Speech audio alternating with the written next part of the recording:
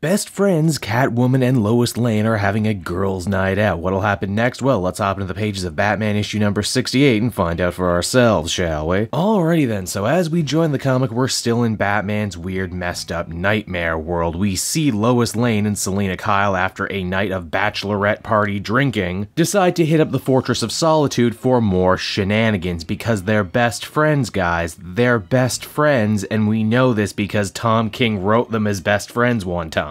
Even though Catwoman had an actual bachelorette party tie-in in the lead up to the big wedding issue, and guess what? Lois wasn't invited to the real one, but King felt so strongly about their relationship that he needed to devote an entire issue to it and get Amanda Connor to draw it. And to her credit, she does an amazing job, because Connor always does an amazing job. She's a nice lady who's really good at drawing pretty ladies. But again, you run into the massive problem that none of this is real. This is all still taking place in Batman's mind, and for that matter, what is it actually saying about Batman's mental state? Nothing, really. It's all just one giant excuse for comedic mischief. They break into Superman's booze cabinet, try a bunch of alien wines from all over the known universe. They go for a relaxing skinny dip in Superman's super spa, which is totally a thing that he has. Then they try on a bunch of different Superman costumes before eventually getting a strip show from a bunch of the Superman robots. And then Lois seeks to imply that she's resentful of her marriage with Superman and their kid and her job because it keeps her from doing fun stuff like this. Which seems incredibly out of character for Lois, and I would be perturbed that King does not seem to be able to grasp any female character who is not directly based on his own wife. But then I'm reminded that this is a dream, that isn't the real Lois. None of this matters. In fact, nothing in this entire arc has mattered up until this point for all of those reasons and more. Also, we're about 2 minutes in and you're probably asking yourself, where is Batman in this Batman story? Well, him and Superman are relegated to a B-plot wherein they have themselves a very, very low-impact bachelor party. In fact, it's purposely designed to be the most boring, milquetoast, meandering event of all time. They talk about art, they talk about how they're not really into sports. So wow, you're probably thinking, this is the grand finale to this Nightmare arc? This is where it all led up to a lot of nothing? Well, guess what? In the last 5 pages, when the book is almost entirely over,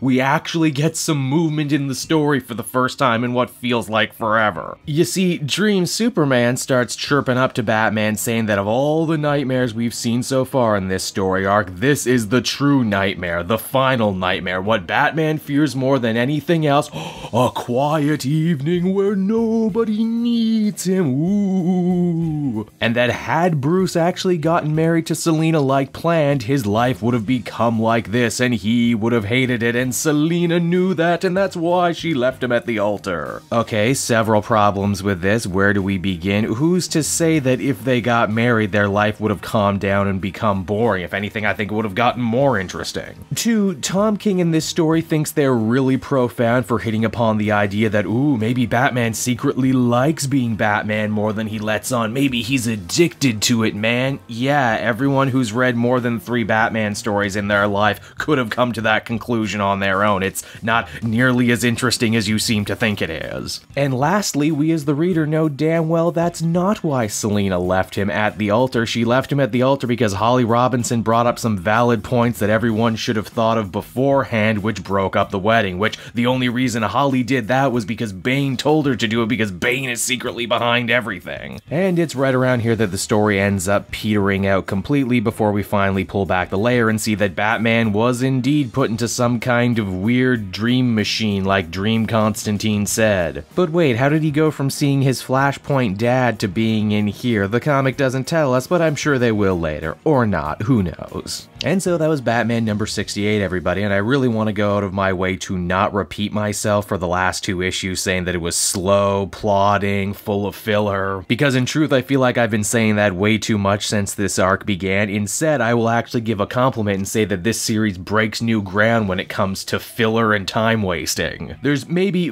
4 pages I can generously say actually mattered since this whole arc began, and everything else has just been, I don't even know what to call it. I get that writing for dreams is hard because dreams in real life follow no real narrative path, they're all just kind of random sounds and images. And also, not every dream is some kind of amazing window into the soul, even though in fiction they always seem to be. By far though, the most disappointing part of this for me is that when we eventually do get to the big unifying theory, what this whole arc was about, what Batman was running from, and what his true nightmare was, it's all just so disappointing. The only saving grace is this Amanda Connor art that I think will actually do much better years from now when we can view it outside the context of this story and just as fun images. Ultimately, I'd feel comfortable giving this one a 5 out of 10, mainly because stuff actually did happen in this issue that I can sink my teeth into. It wasn't all one big joke, and even though the stuff with Catwoman and Lois Lane didn't go anywhere, it was at least fun and entertaining for what it was.